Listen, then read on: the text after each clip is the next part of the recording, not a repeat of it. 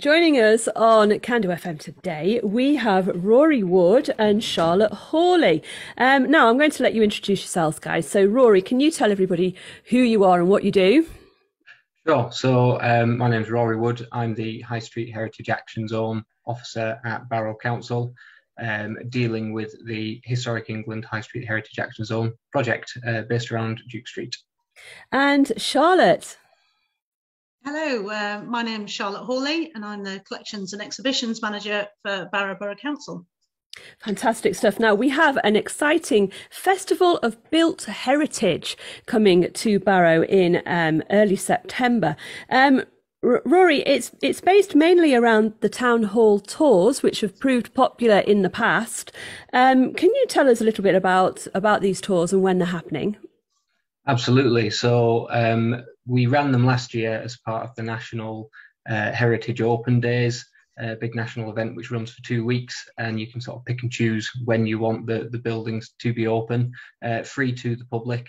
And so we'll be running them on the 9th and 10th of September. We're really trying to build upon what we had last year, where we just offered the tours, and there'll also be other events on as well.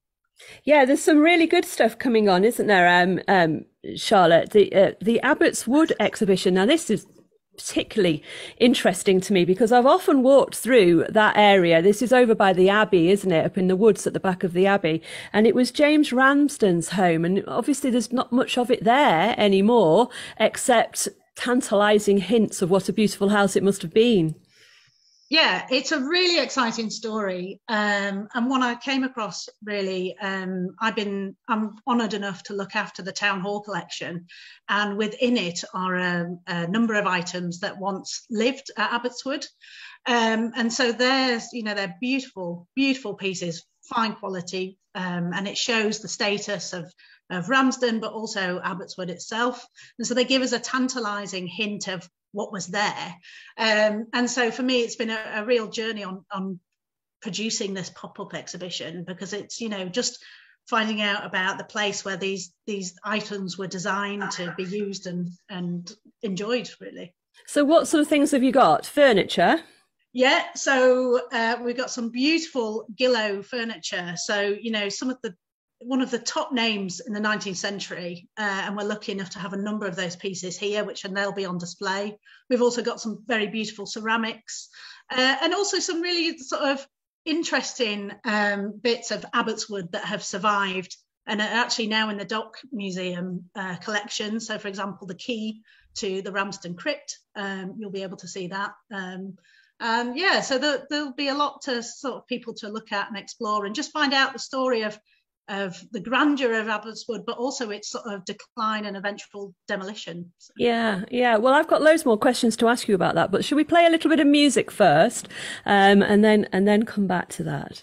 I'm joined this afternoon by Rory Wood, who is from the Highstreet Heritage Action Zone, and Charlotte Hawley, who is the Collections and Exhibitions person, manager. Charlotte, manager. Person. I don't mind. Anything. Yes, person with a great job. Person with a great job is what you are. And we're talking about a festival happening in Barrow on Friday and Saturday, the 9th and 10th of September. It's called the Festival of Built Heritage. And we've got the town hall tours, which have proved very popular. And if you haven't been on one of these town hall tours yet, then please book your tickets to go on one of these. They are ticketed, aren't they, Rory? Because we don't want hordes of people traipsing around our beautiful town hall. They are. We ran some tours. It was more of an open house for the Queen's Jubilee, and it was very popular then as well. The reason that we need to go back to ticketing like we did last September is just to maintain numbers and keep it safe, really. There's fire eggs and things like that to consider. And so, yes, tickets are free. Available through the Forum box office, and there'll be 4 tours run a day for 30 people. So 240 tickets in total. Yeah, so there's plenty of tickets available. It's just that you do have to sort of book your place. And then, Charlotte, you're running this exhibition of Abbots Wood, the house that James Ramsden lived in. And you mentioned just before we played that little bit of music there, something about the James Ramsden crypt. What is the James Ramsden crypt? Well, at Barrow Cemetery, he's got a mausoleum there where him and his family are buried. So there's him, his wife Hannah, and their son Frederick James, and they're all buried there. And in the Dock Museum collection, we have a fascinating key, which on one side says, the Ramsden mausoleum, but on the other side it also says Abbots Wood. So there's a very tantalising question about, did this key fit the crypt, but also the front door to Abbots Wood? Who knows? Right, yeah. Have you tried it? Have you tried it on the crypt? Not yet, but I would love to. But obviously, it's a very important part of our museum collections now. So yeah. Yeah. And I mean, why? What happened to that house? Why is it not there anymore? Yeah, I mean, it has a really interesting story. I mean, it was created not by Ramsden, but actually the Furness Railway Company, and they just wanted a big house for their director, who happened to be James Ramsden. And it was really a show house, had over 40 rooms. It was a real wow.